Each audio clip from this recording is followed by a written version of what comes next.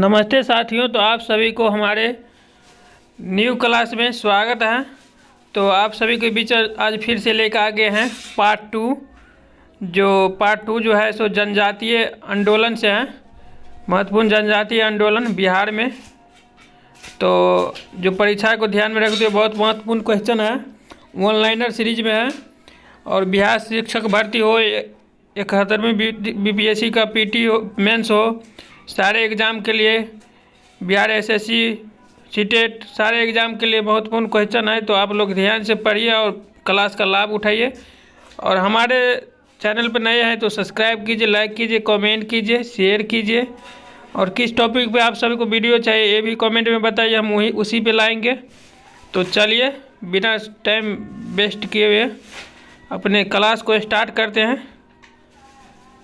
तो आज का पहला क्वेश्चन है आपका, मीर कासिम ने अंग्रेज़ों के हस्तक्षेप को कम करने के उद्देश्य से अपनी राजधानी मुर्शिदाबाद से कहाँ स्थानांतरित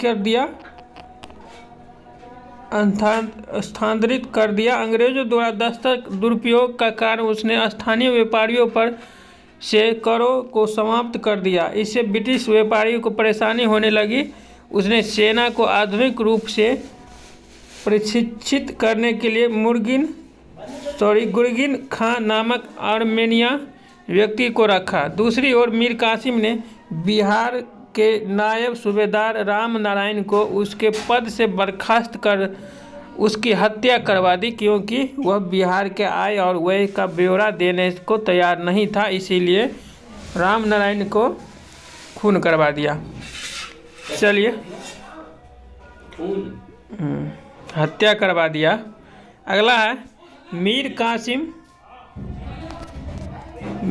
कासिम द्वारा के व्यवहार से नाराज होकर 24 जून 1763 ईस्वी को अंग्रेज एजेंट एलिस ने पटना पर अधिकार कर लिया। मीर कासिम ने पटना पर अभियान कर एलिस की हत्या कर दी तथा पटना पर अधिकार प्राप्त कर लिया। इस घटना को पटना हत्याकांड के रूप में जाना जाता है। इसके बाद मीर कासिम की जगह पुनः मीर जाफर को बंगाल का नवाब बना दिया गया।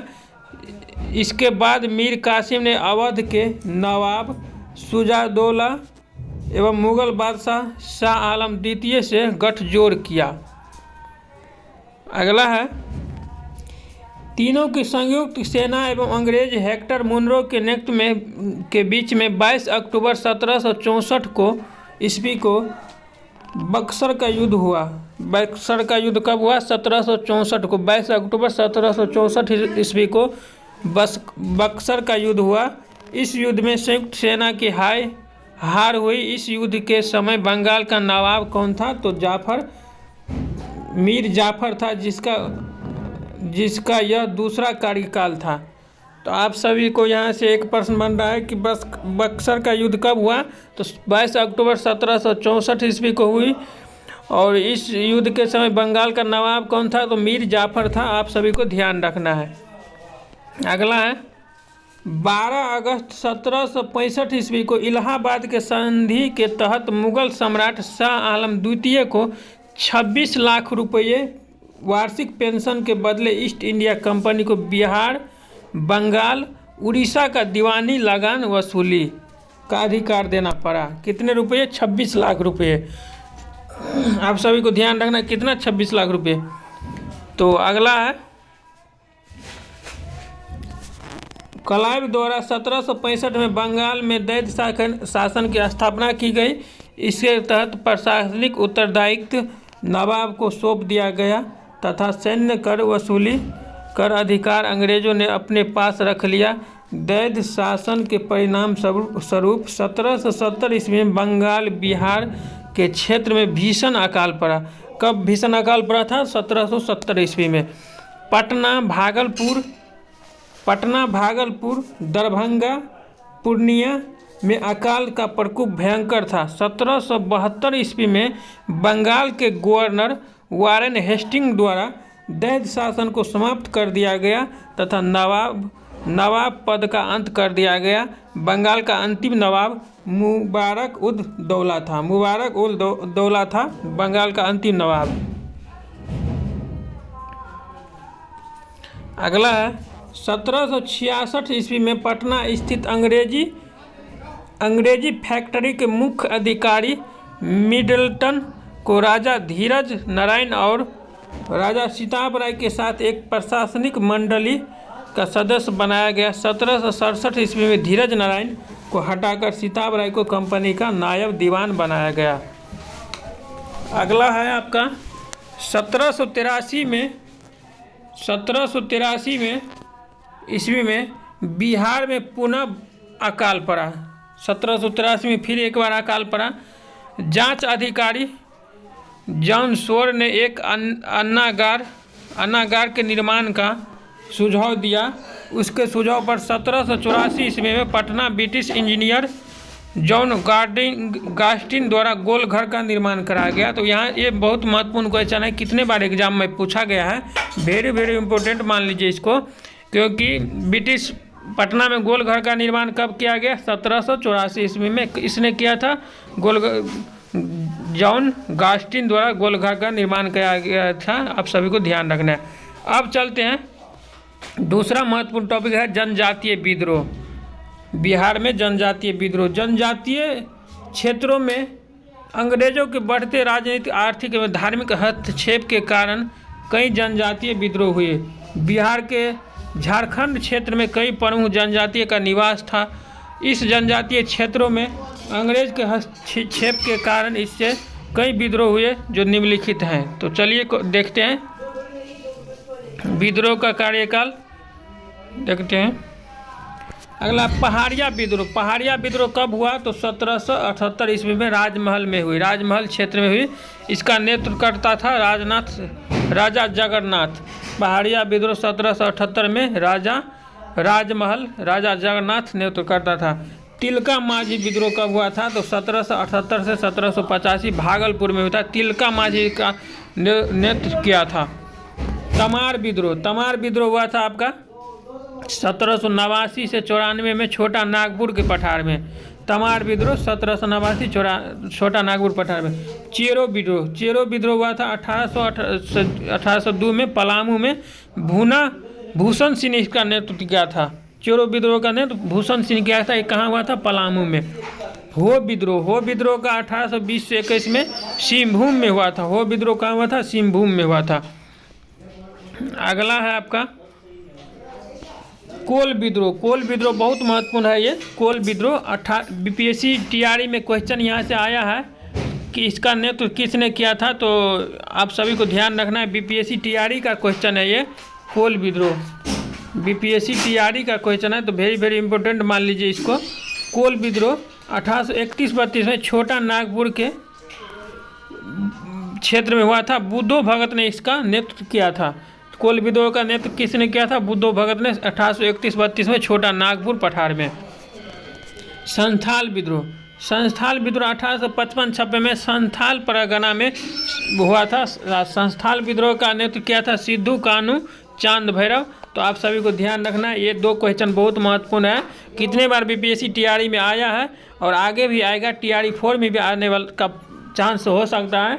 तो आप लोग ध्यान से क्वेश्चन को पढ़िए। कोल विद्रोह कब हुआ था? तो 1831-32 में छोटा नागपुर में। इसका नेतृत्व किसने किया था? बुद्धो भगत। और संथाल विद्रोह कब हुआ था? 1855-56 में। संथाल विद्रोह का नेतृत्व किसने किया था? संथाल परगना का लोग सिद्धू कानू चांद भैरव किया था। तो आप सभी को ध्यान रखना है। अगला है सरदारी विद्रोह आपका हुआ था 1858 से 1895 में। तो छोटा नागपुर पठार के सिंहभूम में हुआ था ये सरदारी विद्रोह। अगला है महत्वपूर्ण क्वेश्चन है ये मुंडा विद्रोह, जिसे उल गुलान मुंडा के नाम से भी जानते हैं इस विद्रोह को। तो मुंडा विद्रोह 1895 से 1900 के बीच छोटा नागपुर पठार में हुआ था। बिरसा मुंडा इसका नेतृत्व किया था। मुंडा विद्रोह 1895 से 1900 के बीच हुआ था और छोटा नागपुर पठार में हुआ था और बिरसा मुंडा इसका नेतृत्व किया था। अगला है आपका ताना भगत विद्रोह जो है 1913-14 में हुआ था। ताना भगत विद्रोह 1913-14 में गुमला में हुआ था। ये कहाँ हुआ था? गुमला में। इसका नेतृत्व किया था जतरा भगत। ताना भगत आंदोलन का नेतृत्व किया था जतरा भगत, 1913-14 में हुआ था। तो आप सभी को ध्यान रखना है। अगला है, चलिए देखते हैं अब इसको डिटेल में। संस्थाल विद्रोह का क्या है 1855 से 56 में। तो 1857 ईस्वी के क्रांति के से तुरंत पहले यह विद्रोह भागलपुर से राजमहल तक के क्षेत्र में हुआ, जिनके दामन एक कोह के नाम से भी जाना जाता है। इसको और किस नाम से जाना जाता है? दामन एक कोह के नाम से भी जाना जाता है संस्थाल विद्रोह को। तो आप सभी को ध्यान रखना है। अगला है, यह जनजातीय शोषण के विरुद्ध प्रथम सख्त जनजातीय विद्रोह था। प्रथम विद्रोह कौन था? तो संस्थाल विद्रोह। अगला है, इस विद्रोह का कारण बाहरी लोगों दिक्कुओं द्वारा शोषण, माझी व्यवस्था एवं परहारा पंचायत व्यवस्था में परिवर्तन आदि था। अगला है, इस विद्रोह का नेतृत्व सिद्धू, कान्हू, चांद एवं भैरव ने किया था। विद्रोह के क्रम में 6000 संस्थालियों के संगठन बना, सेना के संगठन बना। अंग्रेजों की ओर से विद्रोह को दबाने आए कमांडर मेजर बारो की हत्या संस्थालियों के ने कर दी। कैप्टन अलेक्जेंडर तथा लेफ्टिनेंट थॉमस ने नेतृत्व में आई अंग्रेज सेना के विद्रोह का दमन कर दिया। अगला है, यह विद्रोह असफल रहा, लेकिन इसके परिणाम स्वरूप संस्थाल परगना काश्तकारी अधिनियम 1876 संस्थाल परगना का गठन किया गया एवं माझी व्यवस्था को मान्यता दी गई।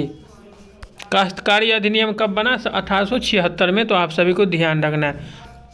अगला आपका मुंडा विद्रोह, विशेष में पढ़ते हैं। मुंडा विद्रोह 1895 से 1900 के बीच हुआ था। तो आप सभी को ध्यान रखना है।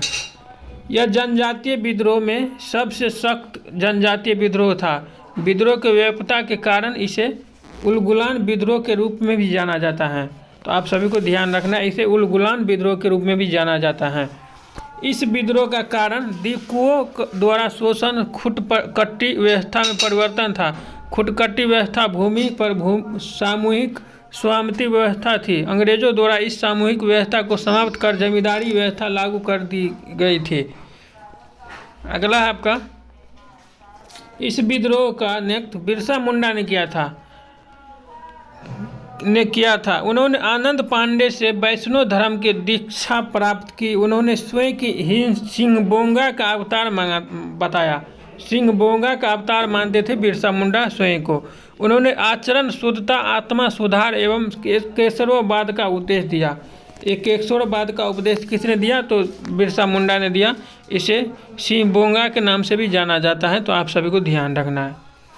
अगला है आपका, इस विद्रोह का प्रारंभ सामाजिक धार्मिक सुधार के रूप में हुआ, जो बाद में राजनीतिक सुधार के रूप में परिवर्तित हो गया। स्वतंत्र मुंडा राज्य की स्थापना के लिए बिरसा मुंडा के नेतृत्व में अंग्रेजों के विरोध सबसे सख्त विद्रोह वर्ष 1899 में देखने को मिला, जब कई स्थानों पर अंग्रेजों को हराया गया। अगला आपका, 3 फरवरी 1900 ईस्वी को बिरसा मुंडा को गिरफ्तार कर लिया गया और 9 जून 1900 ईस्वी को हैजा के कारण उनकी मृत्यु हो गई। किस बीमारी के कारण? तो हैजा के कारण उनकी मृत्यु हो गई। तो आप सभी को ध्यान रखना है। ये परीक्षा में पूछने वाला प्रश्न है कि बिरसा मुंडा की मृत्यु किस कारण हुई थी? तो हैजा के कारण हुई थी। तो आप सभी को ध्यान रखना है। उनकी मृत्यु के पश्चात विद्रोह समाप्त हो गया। विद्रोह के परिणाम स्वरूप खुटकट्टी व्यवस्था पुनः लागू किया गया। खुटी एवं गुमला को अनुमंडल बनाया गया। छोटा नागपुर काश्तकारी अधिनियम 1908 पारित किया गया। तो आप सभी को ध्यान रखना है। हमारा आज का यही लास्ट क्वेश्चन था। तो ऐसे ही वीडियो, छोटे छोटे वीडियो आप सभी के बीच लाते रहेंगे, क्योंकि पढ़ने में आसान रहता है। छोटा वीडियो तुरंत पढ़ लेंगे।